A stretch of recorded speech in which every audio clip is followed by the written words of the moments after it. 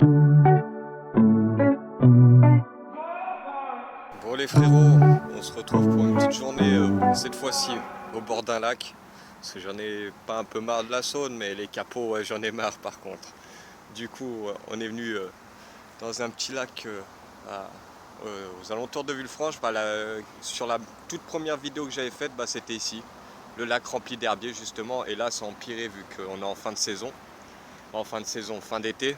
Du coup, il est rempli d'herbiers. J'ai commencé à essayer de sonder à 80 mètres à peu près. Impossible, j'ai tout fait, toute solution. En fait, il n'y a que les bordures qui sont possibles à pêcher.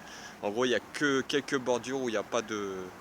Il n'y a pas d'algues, il n'y a rien. Et du coup, il y a quelques trouées où tu peux te permettre. Du coup, ça sera une petite session stalking pour aujourd'hui. On va se déplacer, on voyage très léger. Du coup, je pense qu'on va se déplacer de poste en poste. On est juste à 2 cannes. Du coup, on va pêcher les bordures et on va voir ce que ça donne. Normalement, ça devrait le faire. Du coup, cet hiver, je vais le pratiquer un peu plus cet hiver parce qu'il y a beaucoup moins d'herbiers. Là, c'est impossible. Si vous faites bien attention, je sais pas si vous voyez bien, mais... Et là encore, c'est la partie où il y a moins d'herbiers, hein. Si vous allez de l'autre côté du lac, parce qu'il fait à peu près une trentaine d'hectares, peut-être un peu plus, même 40 hectares. Et de l'autre côté, à l'autre bout, c'est pareil. C'est impossible de pêcher. Après, là, si vous pouvez le voir, il y a en face qu'on pourrait pêcher. Mais je l'ai vu que maintenant, fallait sonder d'abord. Ouais, tant pis pour la prochaine fois, parce que c'est le poste que j'utilise toujours d'habitude, mais d'habitude je viens pas l'été, je viens que printemps, automne, plus printemps plutôt. Et il n'y a pas autant d'herbiers, comme je sais pas si vous vous rappelez de l'ancienne vidéo. Bah, c'était juste là en fait, et là c'est rempli d'herbiers, c'est un truc de fou. C'est impêchable. Et sur les autres bordures là-bas, c'est à peu près pareil. Du coup, on va voir. Je vais essayer de retrouver une petite trouée là. Je vais essayer de gratter avec la canne sur un des côtés. De toute façon, j'ai la centrale. Alors, même si mes détecteurs sont un peu longs, mes cannes sont un peu loin, c'est pas bien grave. Bon, je vous laisse maintenant parce qu'il est midi et je vais manger. Et je vous compte à la sieste.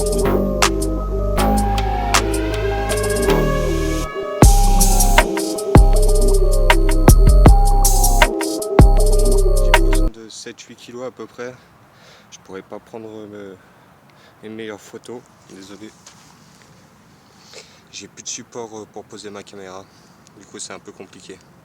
Mais on s'en sort quand même. Bon, du coup, je vais laisser qu'une canne à l'eau pour 1 heure de pêche qui me reste.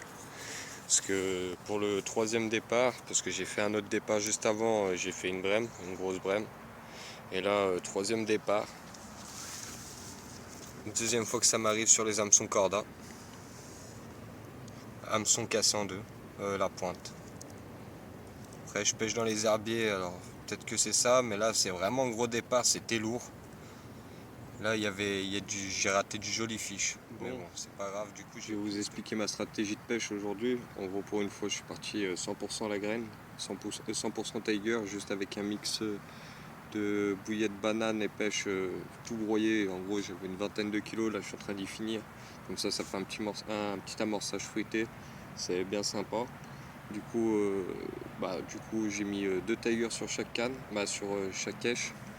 Et sur un des ailes, j'ai rajouté un maïs pour faire un petit montage un peu plus équilibré, un maïs flottant. Du coup, tout simplement, je pêche en bordure. De toute façon, je pêche à 6 mètres. 6 mètres du bord parce qu'il y a tellement d'herbiers que c'est le seul endroit où j'ai trouvé une trouée. Plus loin, j'ai tout essayé, c'était pas la peine. Du coup, on est resté comme ça. On va pas se prendre la tête et du coup, ça fait bien son effet parce que je suis déjà à 3 départs, dont une brème malheureusement et une casse du coup. Mais bon, c'est pas grave, ça c'est qu'un détail. Au moins, on a eu le plaisir du combat. Juste, ce qui me fait chier, c'est que j'ai laissé l'hameçon, il est resté dans sa lèvre. J'espère pas. Et vu comment c'est parti, ouais, l'hameçon il a dû rester dans sa lèvre vu qu'il a cassé en deux. La pointe en plus, alors je pense avant qu'il la retire, ça va être compliqué. Bon, là je vous laisse pour le moment et on va voir. Il me reste 1 heure de pêche, un peu plus, 1 heure et demie à peu près. Et en espérant que ça. Bon les frérots, on se retrouve le lendemain de cette petite vidéo. Du coup, petite conclusion, en gros, 4 départs, une carpe au tapis, une brème et après 2 casses. Une casse à l'hameçon, une casse au nœud. En gros, au nœud, ça m'apprendra. En gros, casse à l'hameçon, c'est pas de ma faute. Casse au nœud, en gros, c'est de ma faute parce que j'ai eu mon premier départ dessus. Du coup, il y avait beaucoup d'algues et tout, du coup, trop de résistance et j'ai pas vérifié mon nœud. À mon avis, ça a trop forcé sur le nœud et ça a pété direct parce que j'ai vu que c'était au nœud que ça a pété. Du coup, ça.